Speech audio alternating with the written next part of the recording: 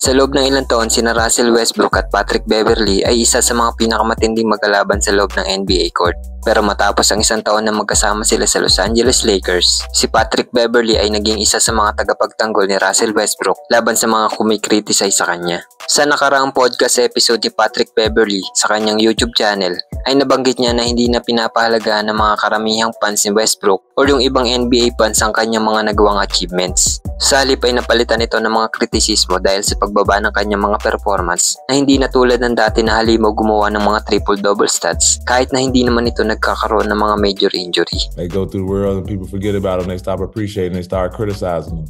Westbrook ain't been hurt. Westbrook been two-time MVP, average triple-double 2 seasons. We appreciate him? Nah. What if he wasn't here? We would have though. Well, ang sinasabi dito ni Patrick Beverley ay merong mga magagaling na NBA players na still playing pa din sa NBA ng matagal na panahon na kapag bumaba na ang kanyang performance ay kinikriticize na kaagad ng mga fans at kinakalimutan na kaagad ang mga nagawang achievements nito. Nakagaya na lamang ni Westbrook na naging isang NBA MVP at maging isang triple-double king na sobrang hirap gawin.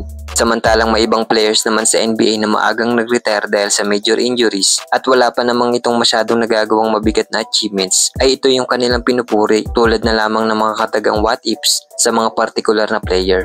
Nagsimula ang pagbaba ng laro ni Westbrook nung sumali siya sa Lakers noong 2021 para bumuo ng Big 3 kasama sina AD at LeBron. Kaya nga lang iba ang naging resulta nito at tila yata na overshadow ni LeBron at AD.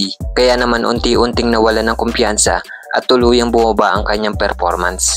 Masakit ito para kay Westbrook lalo na't galing siya sa monster season sa Washington Wizards na kung saan dito niya na-break ang all-time record ni Oscar Robertson na pinakamadaming nagawang triple-double.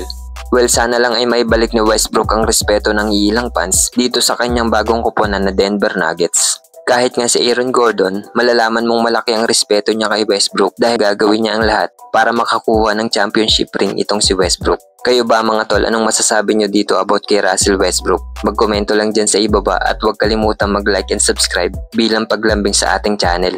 Maraming salamat!